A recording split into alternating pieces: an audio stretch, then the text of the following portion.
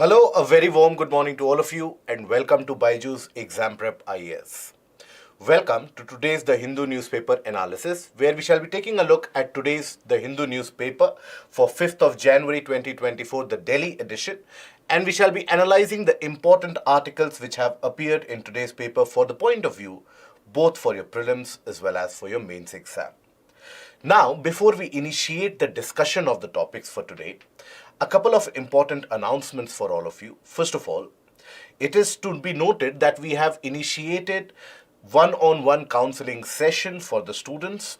So any of you having any kind of issues or doubts or queries with regards to the civil services preparation, how to go about it, the focus areas, what your approach should be, please, all that you need to do is fill up the Google form, which is provided in the pinned comment, as well as the link is provided in the description section.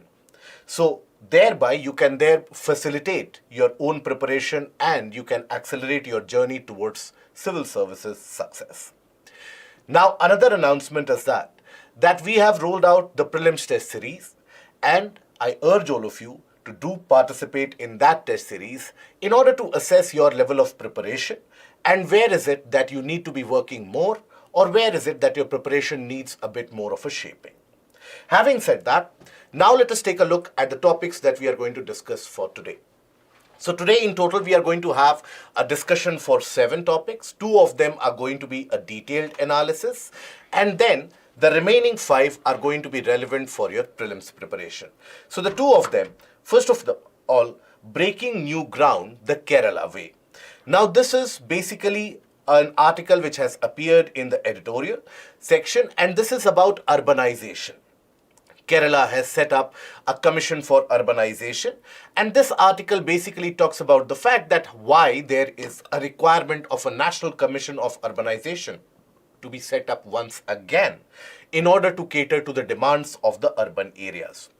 Then, is higher education out of touch with the job market? Now this article in the op-ed page has largely appeared in the form of an interview, a question and answer format. But here we shall be analyzing this article to understand why is it that there is a significant decoupling in terms of the amount of graduates that we are generating year after year and the type of jobs that they end up landing in, and why is it that there is an increased amount of unemployability amongst both graduates as well as the postgraduates over a period of time. Then, few of the portion for prelims, ISRO to perform crucial maneuver on Aditya L1.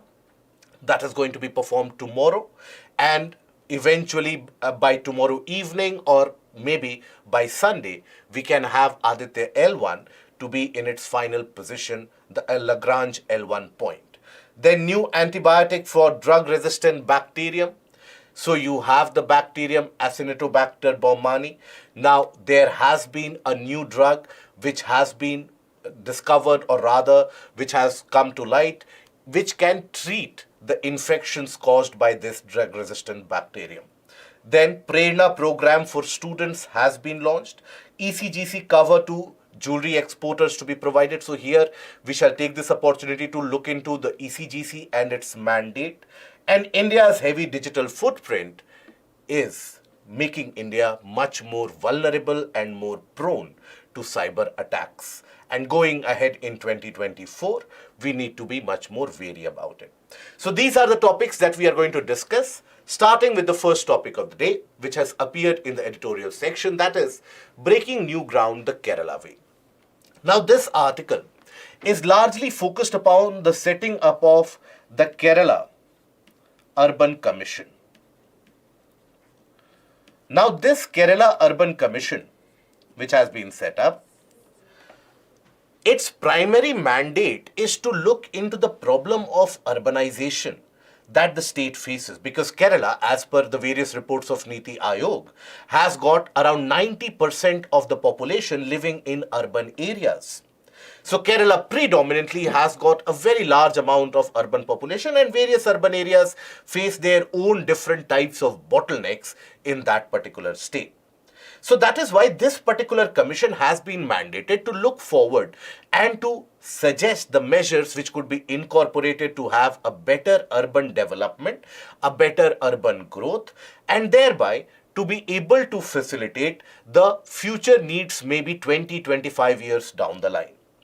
Now, here, this article talks about the fact that just what Kerala has done needs to be replicated across the entirety of the country. And mind you, India already had set up a National Commission for Urbanization under the chairmanship of Charles Correa way back in 1986. In 1986, under the very renowned architect of Charles Correa, India had set up a national commission. It had given its various different recommendations. We will talk about those also very briefly. But before that, when we talk about the urban development in India has gone through various different phases. Now, immediately after independence, if you think about it, so you can basically divide the urban journey of the country into three distinct phases. Overall, in order to have a better understanding of that, so you can have the classification into the first phase, phase 1. Phase 1 basically covered the time period from independence, that is 1947 to mid-80s. Excuse me. Now, during this phase of urban development, you have to understand that urban area was not a priority because the rural areas were much more and significantly greater poverty stricken. There, the lack of infrastructure, the lack of facilities was very, very stark, very apparent. People did not have the basic requirements for a dignified life. And also, as this article also points out, and basically as you will study in the various analysis of urban growth in India, that was the phase when you had majority of the voters coming from the rural areas. So you need to cater to the rural voters. You need to make their lives better. At that point of time, you probably had close to around 70 to 80% of the Indian population residing in rural areas. So their needs and demands could not be ignored at any particular cost. So in this period, urbanization was not focused upon that significantly. The process of urbanization was pretty much a legacy carry forward of what the Britishers had done and what was the British method of governing the urban areas pre-independence days that followed in this period. Not to say that the urban areas were spick and span at that point of time and the urban areas were beautiful places at that point of time. No. They also lacked basic facilities such as proper sewage systems, networks, etc. But this was the first phase. Now, by the mid-80s, India had attained some amount of economic stability, even though that was a short-lived economic stability, but it was an economic stability nonetheless. And thereby, you had a new, fresh approach to urbanization. Urban centers were seen as the drivers of economic growth. It was during this phase where massive level of urban migration did happen. And this was the phase which can be considered as phase 2. Now this was from mid-80s to 2000s. So, from mid-80s to 2000s, you basically had a situation where some urban areas were coming up, but then proper planning was not instituted. And consistently, one particular factor which had been felt up till the 1980s was the fact that urban local bodies were not empowered enough. For urban governance, you cannot rely upon the centralized planning and the centralized finance system. You need the local bodies to be performing equally well. So that is when you had the 74th Amendment to the Constitution, which was passed, which was considered to be a landmark. And, excuse me, the 74th Amendment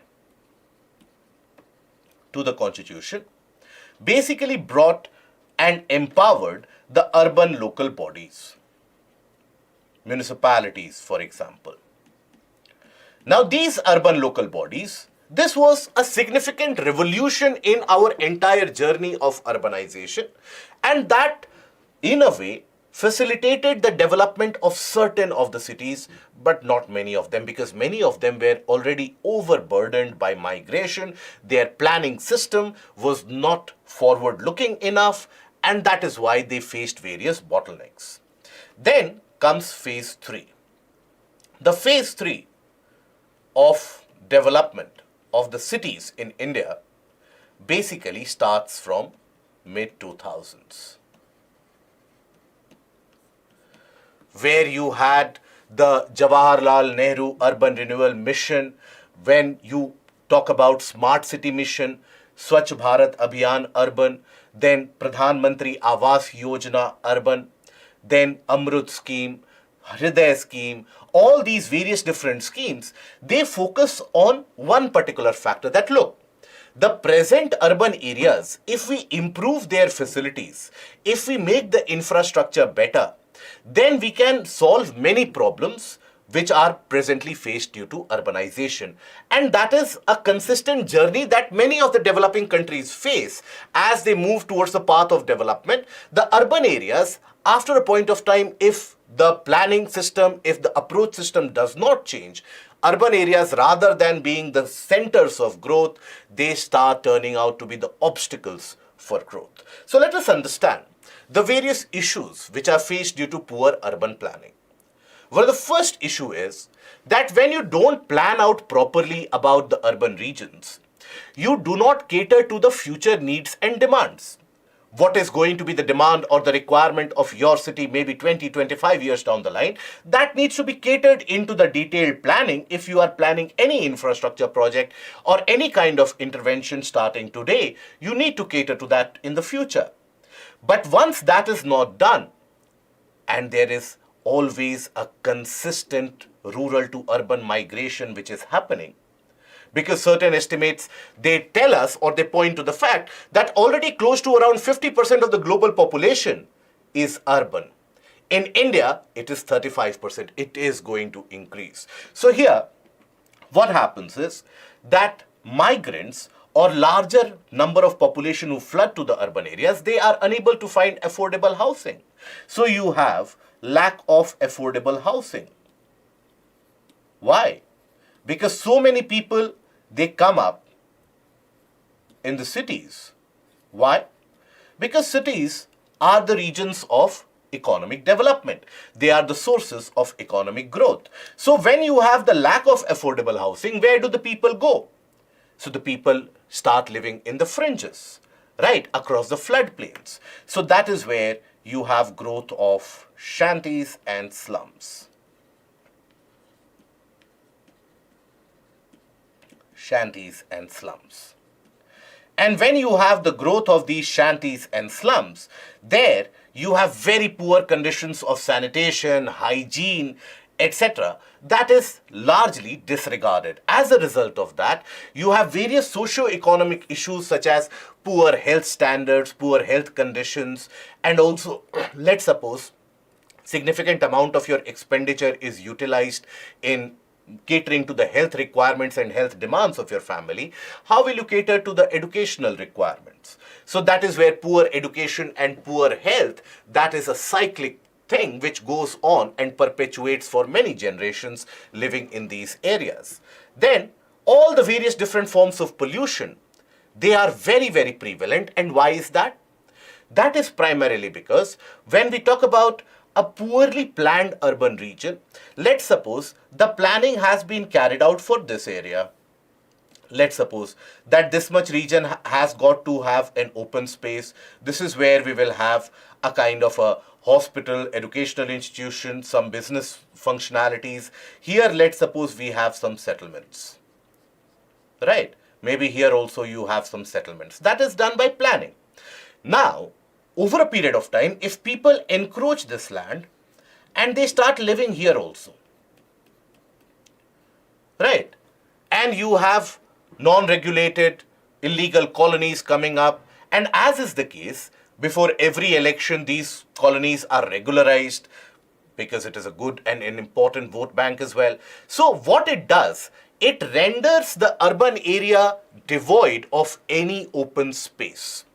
Urban area does not have any open space. So as a result of that, pollution, because of traffic congestion, etc., that is always going to be on the rise. The requirement of artificial cooling, artificial light, everything is on the rise. More concretization will lead to a greater level of warming of the urban areas as well. So all various different types of pollution, be it the air pollution, be it the water pollution, right, and also be it the noise pollution. Why? Because of clustered settlements. Clustered settlements. In the case of clustered settlements, you will have varied the topography of the urban area as well. Something that we have observed in Chennai and Hyderabad and Bangalore recently, where these clustered settlements, they have blocked the natural drainage found in the urban areas, due to which urban floods, they become a frequent factor. And also, when you have these clustered settlements, moving or navigating from one point in the urban locality to the other point becomes a hectic task. For example, the city of Bangalore is now famed world over for having one of the largest traffic jams, or one of the most vicious traffic jams that cities have to offer. Now think about it. When you have these kind of bottlenecks, that means transportation of goods, vital materials from one part to the other, that becomes problematic. It becomes time-taking. Secondly, think about the amount of pollution which is caused while this process is carried upon. The entire traffic logjam, etc., that creates huge amount of pollution along the way. Thirdly, after some time, when these bottlenecks, they continue to persist, businesses, they start moving out to a convenient location. So there is an economic disadvantage as well.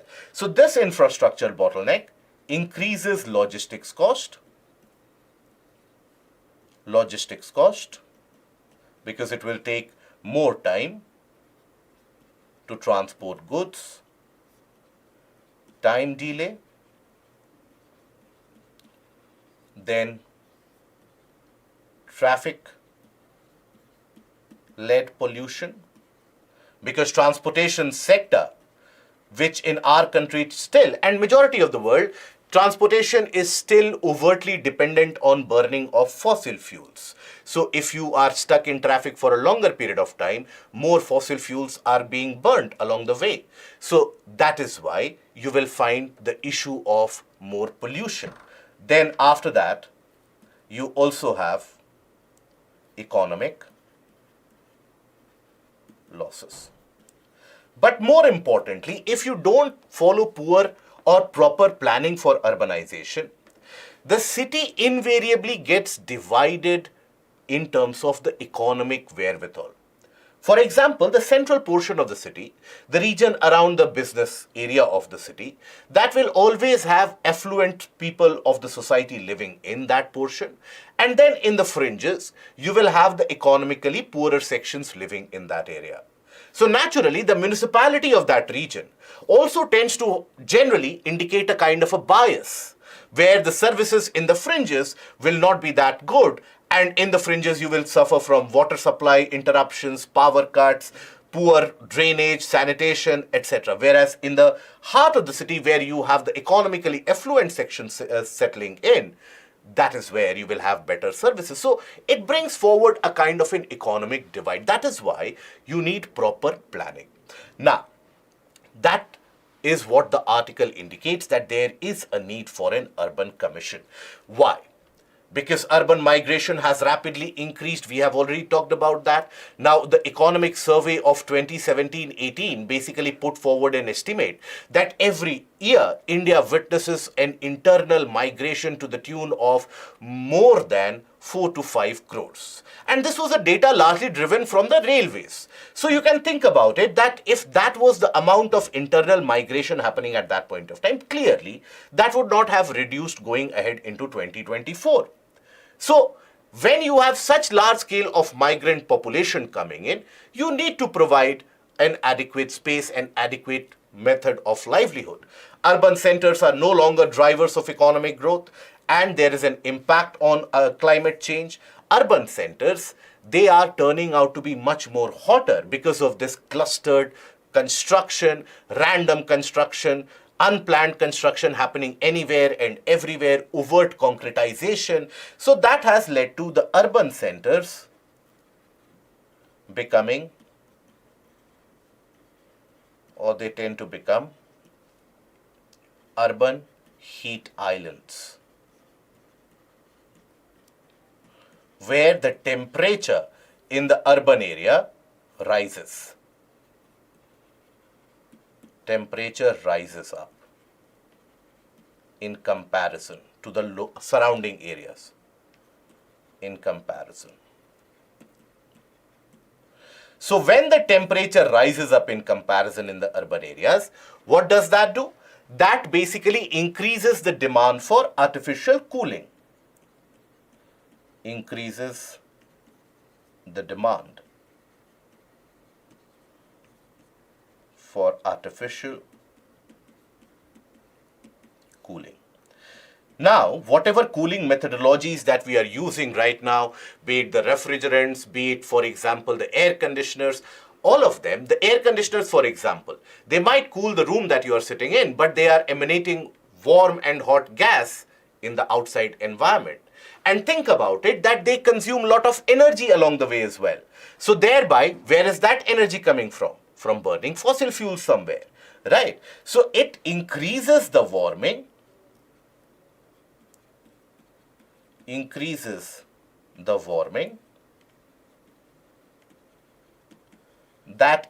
and also along with that increases the emissions, and it is a kind of a vicious cycle that the urban centers, they get trapped in.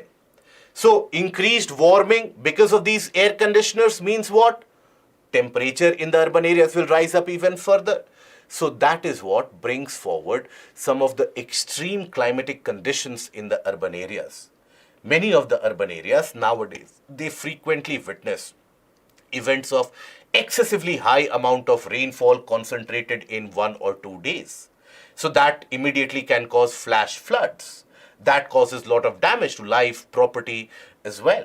So that is something which is dangerous. So that is where the urban scenario is stuck in. We need more cities. We need more such areas of growth.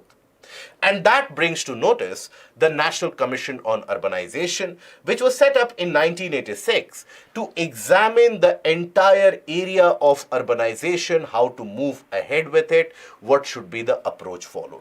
Now, the terms of the commission were, the terms basically means that on what basis was the commission required to carry out its job. So examine the state of urbanization with reference to the present demographic, that is the population, qualitative analysis of the population. So the present demographic, economic, infrastructural, environmental, physical, shelter, energy, communication, etc. All these factors needed to be considered. Other than that, priority action areas, making projections for the future needs and estimate the available resources. Also, the terms were to suggest any particular commission or organization which could work for the urban development. This was the first and the only national commission on urbanization, and it worked significantly towards this area, and eventually they came up with their key recommendations. Amongst the key recommendations were the fact that attention should be given towards the growth of the small cities, the tier 2, tier 3 towns that we are talking about, right? So what we consider as tier 2 non-metropolitan cities rather. So tier 2, tier 3, the smaller cities which don't have that much pressure of population, they should be developed. Their infrastructure should be made world class. They should be expanded organically with proper planning so that the rural to urban migration does not make the metropolitan as its final destination. That destination is rather diverted so that you can have many centers of growth and development rather than concentrated bottlenecks. Having said that, what we have witnessed over these decades is that these centers have become much more clustered along the way. Now, it advised spatial planning consisting of the generalized spatial plan along with an integrated spatial plan and having the development of the urban areas in a bottom-down approach or in a top-down approach rather, where you will have the central planning and the central policies being implemented at the state level, them being implemented at the district level and so on. So that the planning or the vision of the urban development as deployed by the central government should always be followed right up till the district and the city level. That will bring about a boost to urban situation and urban growth. It also talked about the fact that how urban poverty is a reality. And in many areas of the urban India, you don't have the basic requirements such as water, sanitation, etc., which are given. So services which the municipality should give, which the government should give, those services should be worked upon. So these were basic few recommendations that the National Commission on Urbanization gave.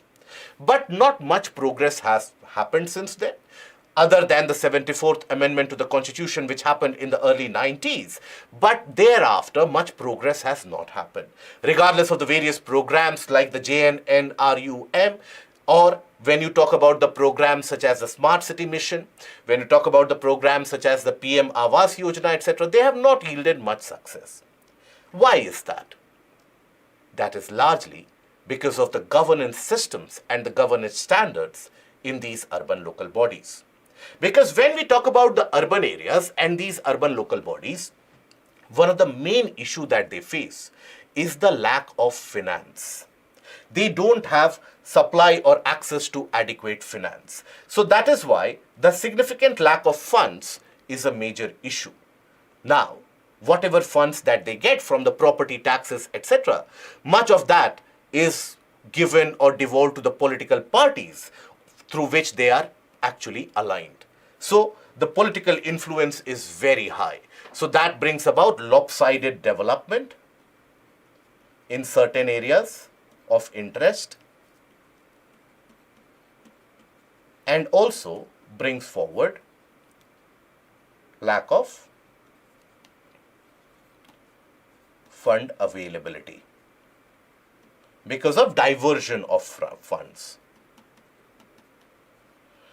And in majority of the urban areas you would have seen, there is no accountability of the urban local bodies. If your urban area is facing some issue, who do you blame? You tend to blame either the central government or the state government. Rarely do we think that the blame is to be pinned upon the urban local bodies.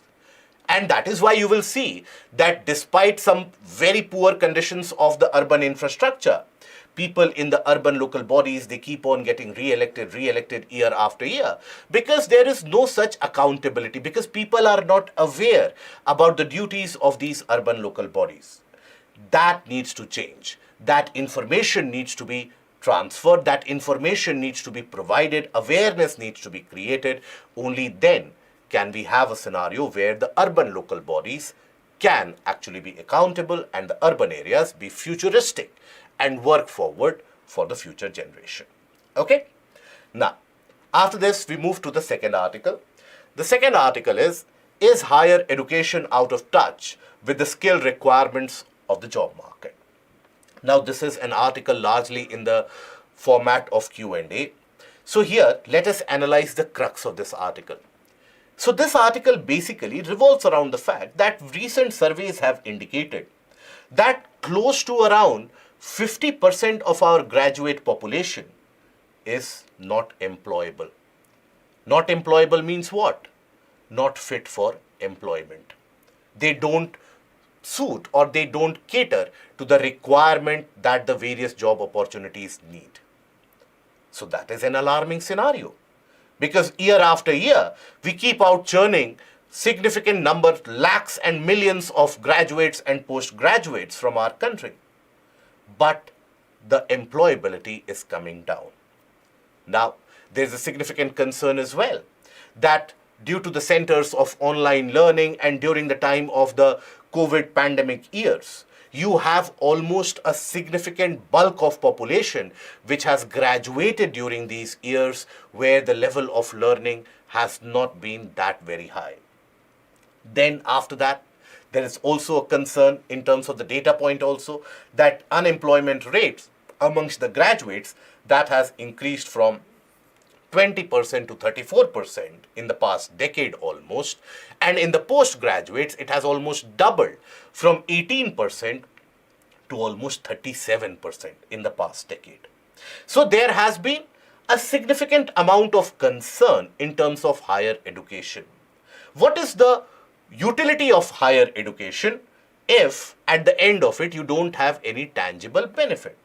There is a different paradigm or a principle altogether that you should go for learning, etc. But eventually you would want something tangible at the end of it. You don't want the graduates and the postgraduates having multiple degrees eventually serving the low-skilled jobs. So that is why there is a point of concern which needs to be heeded to. Yesterday also we had discussed that if we don't end up providing the high-end jobs, the high-tech jobs, we as a country might be at a risk of getting stuck in the middle income trap, where we have elevated ourselves from the low income level, but we won't be able to achieve the high income level. Many portions such as Argentina, Brazil, they have found themselves to be stuck in that mid-income trap. So here, first of all, let us understand why is there an issue with employability. Now you have some of the industrialists like Uday Kotak, for example. He came ahead a couple of years back and he gave that public statement that almost 90% of our graduates, they are not employable. So why is it so? Basically, there is a significant learning deficiency. Learning deficiency does not mean that the quality of candidates, basically their learning ability has come down. No. It simply means that the methodologies, the measures by which you inculcate a kind of a learning, a kind of a perpetual knowledge, that is lacking.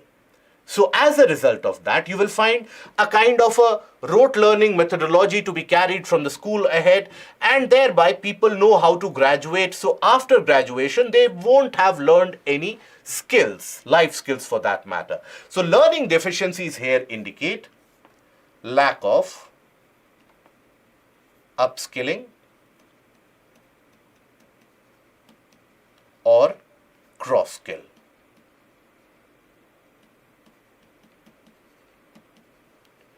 Means what? That whatever was your idea or information or your knowledge and outlook of the world before coming to the graduation, that has largely remained same even after graduating. You have not learned anything new. You are still the same. So that means what? That means in the changing scenario where the job market has changed rapidly, now you don't have those kind of jobs earlier around 50s, 60s or 70s. The kinds of jobs which would attract large number of population would be low-skilled jobs. Now those low-skilled jobs in major manufacturing centers, they have already been replaced by robotics, by AI and machine learning. They are already doing that. So you don't have that scenario anymore where a particular factory is opening and it has invited the application for anybody who has passed class 8th or class 10th and just go through those particular areas. You don't have that facility anymore. So you need to devise yourself, to equip yourself with the changing job environment. And that is where many of the institutions have been found lacking, because the curriculum is still the same. The curriculum being taught in the higher education institutes, they still revolve around the requirement of the 70s and the 80s. For example, take the case of even the STEM courses, that is the science and technical education, engineering. Now, even in those areas, many of the technologies being taught in majority of the educational institutions, those technologies have become outdated and multiple new generations of technologies have come forward. So we need to update the curriculum as urgently as possible, because the world is changing multiple times within the same year. Now, there's a significant disconnect between institute and the industry. For example, what is it that the industry requires? what kind of skill that the industry requires, a kind of a soft skill, a kind of a learning ability that the industry seeks. The institutes are unable to provide that. So that is why people are finding employment to be very difficult. So what does that need? A better linkage between the certain set of industries and a particular institute so that they can develop these skills amongst the candidates. Then, there has been a significant and a substantial growth in exam giving institutions, particularly during the time of the COVID pandemic. Now, during the time of the COVID pandemic, you had a scenario where online learning was the only way out. And even prior to that, in fact, there was some structural deficiency where you would find in various different states, particularly in the tier 2 towns and even in metro cities, many of the colleges did not require the students to come in on a day-to-day basis, maybe because of lack of adequate amount of trained teachers, maybe because of lack of infrastructural facilities. So many of the various different areas or educational institutions, people would come there only to give exams, they would pass, get a degree. So that learning exercise, where you learn something, where you get that practical experience, where will that happen? All that the students would get was basically which kind of books that you have to read in order to get through the exams. So it again perpetuates rote learning. So it promotes, excuse me, promotes rote learning. And rote learning means lack of practical experience.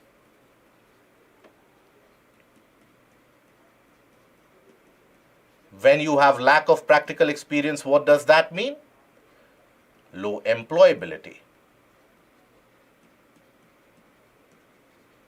low skill level. Right. Now, lack of research and development. There's a significant shortage of research and development in our country. For example, the amount of funds which are devoted to research and development in our country are close to around 0.4 to 0.7% of the GDP. So that is very, very low. Less than 1% of GDP is getting devoted to research and development. Less than 1% of GDP.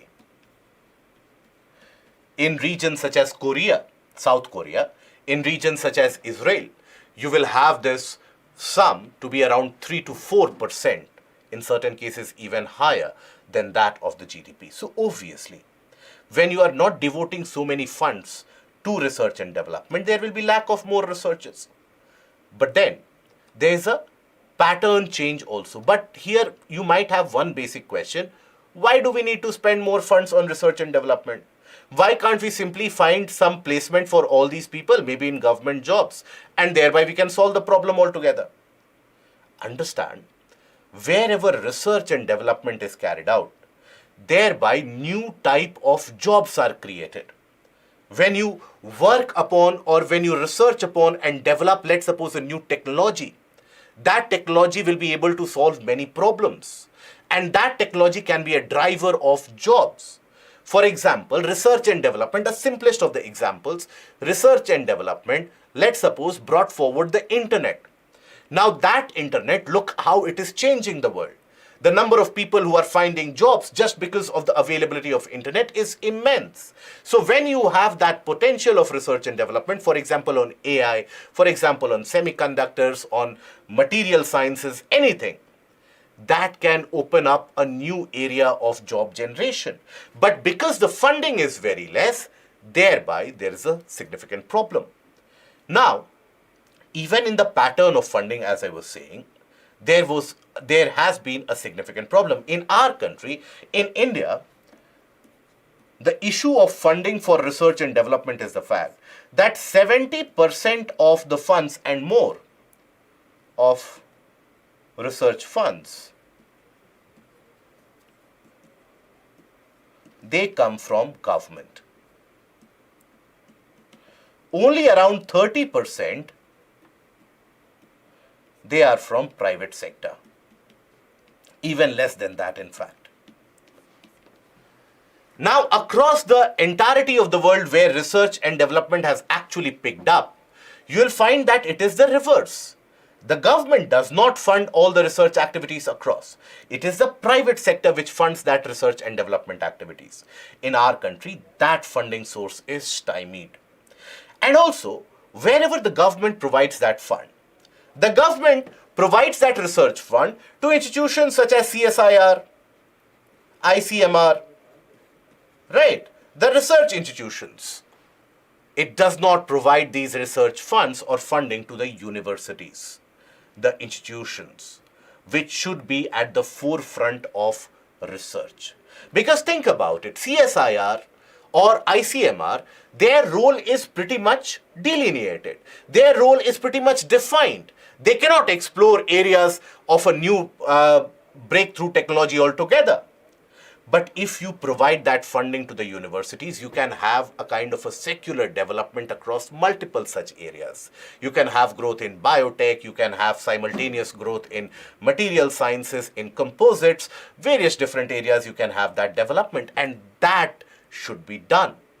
So the universities need to be provided with more funds, and there needs to be some kind of a tangible outcome at the end of maybe a 5-year or a 7-year period where you analyze it based upon the number of new patents filed or the progress which has been done, etc. That is one of the tangible measures where we are found to be lacking. Now, that is indicated even by the lack of funding for the universities. Now, impact of this. The impact of lack of employability is increase in low-skill jobs. So that basically means lower income level. Lower income level means socio-economic issues come to the fore. Then after that, increase in migration and brain drain, right? Then continued disregard for higher education. How? So basically, let's suppose in your surrounding you have seen that 5 people in your surrounding, they have gone to the local college or a local institute. They never went there. They have got a degree, but they are unemployed even after that. And in fact, their condition has not at all improved as compared to earlier. So naturally, your family and you won't be motivated enough to go to that institute.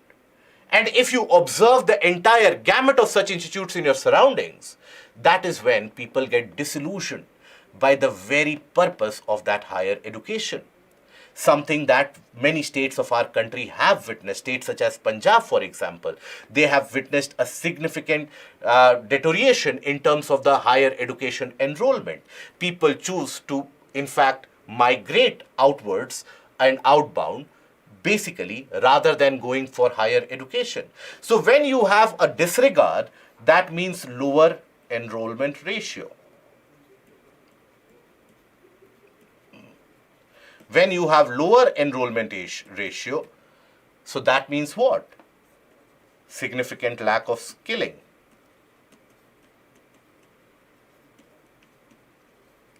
Of skill development. When you have lack of skill development, you will have a lack of high-end jobs generation. So job generation will also suffer. So that is basically the impact which is caused. And this is spreading day by day. So that is why we need to think forward what needs to be done. So first of all, focusing more on practical learning experiences, that needs to be done with focus on internships, student exchange programs, visitations to the various industries, proper counseling sessions, that what a candidate does seek to achieve, whether someone can facilitate that or not. Specialized niche areas of learning need to be brought about. Rather than having a generalized graduation field, why not inculcate specialized learning right from class 10th or 12th level? where basically if you are interested, let's suppose, in data sciences, you will be working towards that data sciences quite early in your career, right? Gender equality has to be brought in. This is where there is a lot of scope for improvement. IMF has indicated that there can be a GDP boost of close to around 3% if India improves the gender equality in the educational institutions and the jobs as well. I hope we are aware that India overall witnesses a very significantly low labor force participation amongst the women population. So that is where gender equality needs to be brought in. Enabling learning in vernaculars. Many of the people are comfortable in their own native and mother tongue.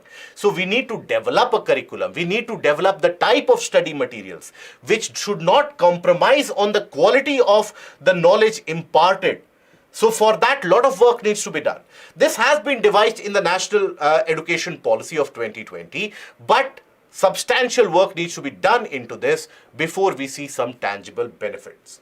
A well thought out industrial policy for the future as well, right? So that you have a foresightedness of which industries should you focus upon. You have a foresightedness in terms of the curriculum for the future needs that you are developing, change in the funding patterns, and regulation and updation of the curriculum. So if these are done along with proper regulation, proper amount of monitoring, that can herald a new era of development, of growth, where the institutions will benefit, the candidates will benefit, and overall the economy and the country tends to benefit. So from this area, UPSC has already asked questions in the essay paper as well as in GS paper 1 as well as in GS paper 2. So this is one of those areas which is oftentimes repeated by UPSC in the mains examination. So you should focus on this.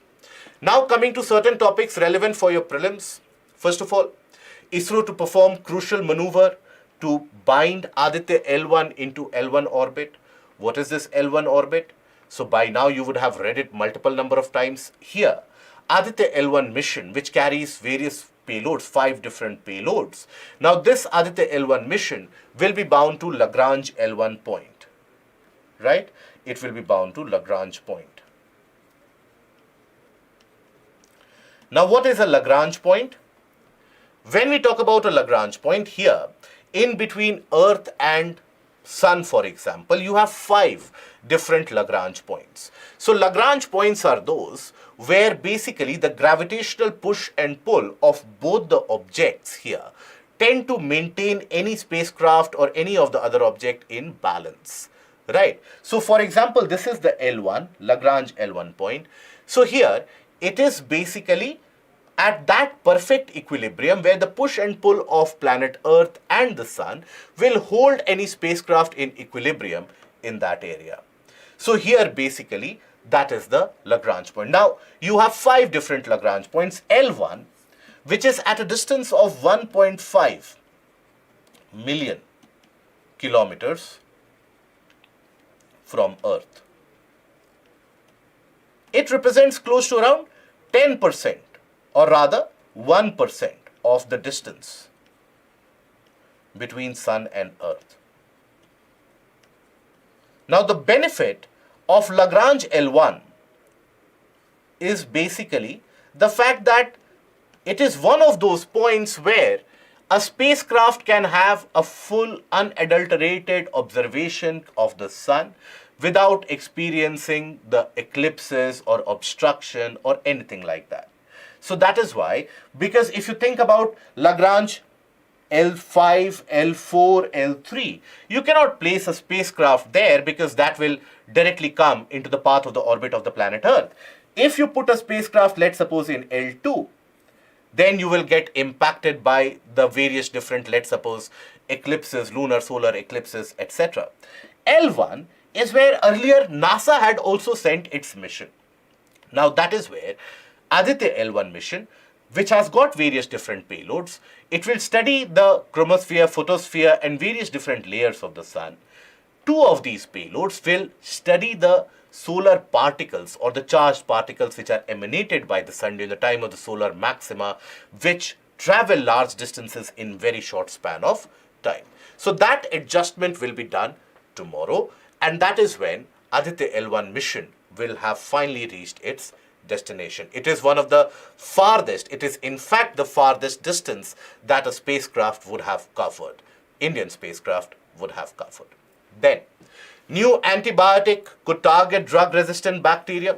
So here, we are talking about the bacterium Acinetobacter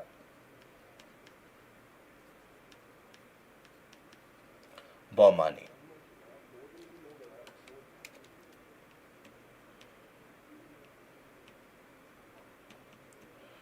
Now, this bacterium is drug resistant, and this bacterium is considered to be very, very dangerous. Why? Because this is a particular bacterium that you find in increased prevalence in the hospitals. Yesterday also we had discussed about drug resistance, so this is a kind of a follow-up to that. So, basically, in many of the hospitals, you'll find this bacterium to be prevailing. So, they infect the people who go to the hospitals to get some treatment. They are impacted and infected by this particular bacteria. And that is where you have a series of various flu-like conditions which worsens over a period of time. Now think about it. Apply the logic here. This is a bacterium which grows well in these hospitals and healthcare centers. Means what? They will basically be immune to the drugs, the antibiotics that you provide. So these will be immune to it. Right? So naturally, these bacterium are drug resistant. And these bacterium, they are the key culprit of hospital-induced infections.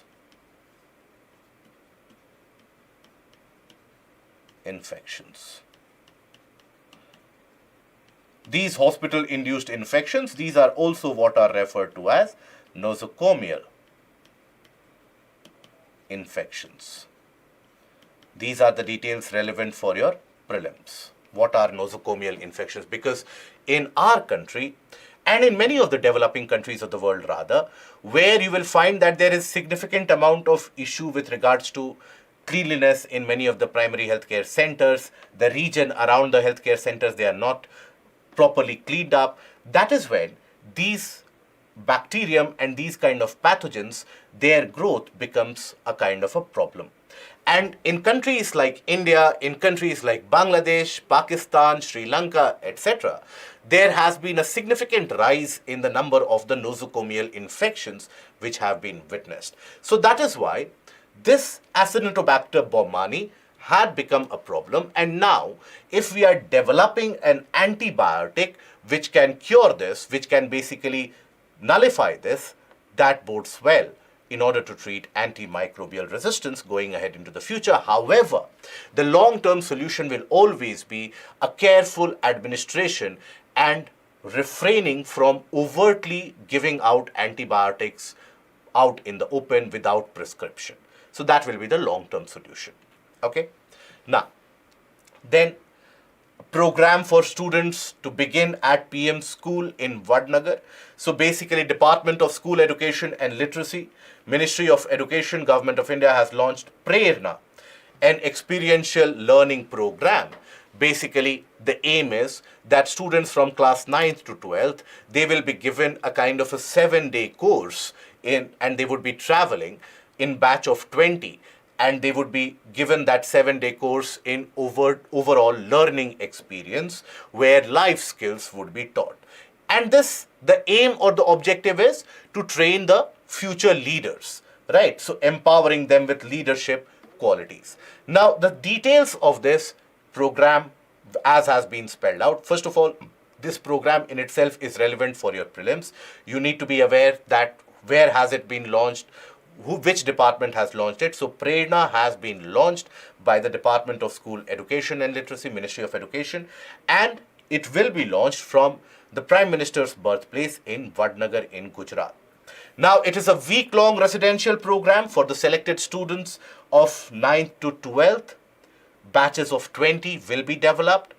Now, the curriculum which has been designed by IIT Gandhinagar is rooted in key values such as Swabhiman and Vinay, Shaurya and Sahas, Karuna and Seva, Parishram and Samarpan, Vividta and Ekta. So cultural diversity, national integrity, unity, etc. is something or the key themes which will be focused upon. So you have the entire curriculum being based on certain activities such as yoga, experiential learning, right? Then you have meditation sessions, mindfulness, and also various different other practical learning experiences will be focused upon, along with visitations to the ancient and heritage sites, inspirational film screenings, mission life creative activities, talent shows. So it will be a kind of an immersive week-long interactive program for the students of 9th to 12th for honing the future leaders. Now, then Center is keen to expand the ECGC cover to jewelry exporters. Now, jewelry export, gems and jewelry export is one of the key export areas of our country. So, gems and jewelry polishing, its final preparation, etc., is done in many localized centers in the country. And that forms a key export market which caters to markets such as, let's suppose, Europe, Western Europe, even Russia for that matter, many areas of North America, Latin America.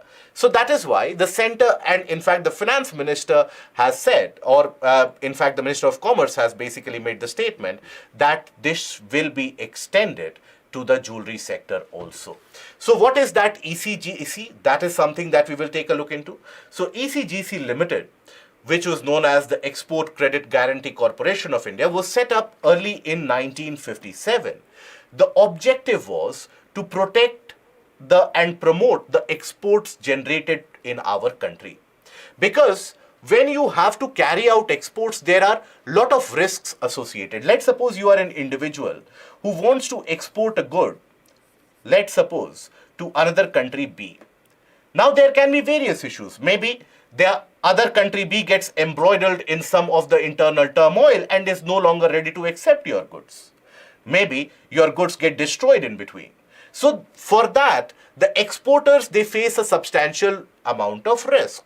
Now ECGC would give out credit covering those risks. So ECGC undertakes the following functions. First of all, providing myriad credit risk insurance covers to exporters against loss in export of goods or services, offering export credit insurance covers to the banks and the FIs, the financial institution. Let's suppose I have taken a loan for export from SBI. SBI needs some insurance on that credit it has given. So ECGC will do that. Providing overseas investment insurance to the Indian companies investing in joint ventures. Right. So ECGC in a way provides that cover against the risk. So this is something that needs to be looked into for your prelims. Okay. Then the last topic of the day. India's heavy digital footprint makes it attractive to cyber crews.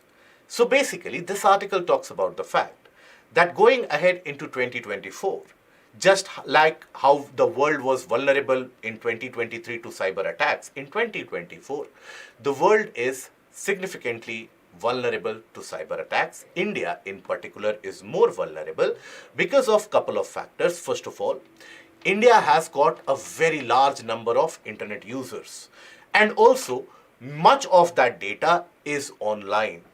So that is why hacking and various different phishing activities, ransomware, etc. can be expected to be on the rise. So why is that relevant for your prelims? Because here you can be asked a question about what are the reasons for increased number of cyber attacks in India. One of the reasons, let's suppose, lack of robust digital infrastructure, lack of proper protection mechanism, increased cyber footprint, and increased data-centric nature of data accumulation or internet-centric method of data accumulation. These will also be the points why cyber attacks are increasing. During the time of the G20 summit, the recent report which was brought out basically indicated that almost every 20 seconds there was a hacking attempt which was being made. And recently CERT-in also came out with a report where it said that certain set of mobile phones in itself, they are vulnerable to hacking. So as and when we will have more number of mobile phone, smartphone users, this risk always tends to increase. Now moving ahead to the questions. So, discuss the importance of having an urban planning structure in place for the socio-economic development of a nation. Now here, you have to, this is a question which has been asked repeatedly in GS paper 1.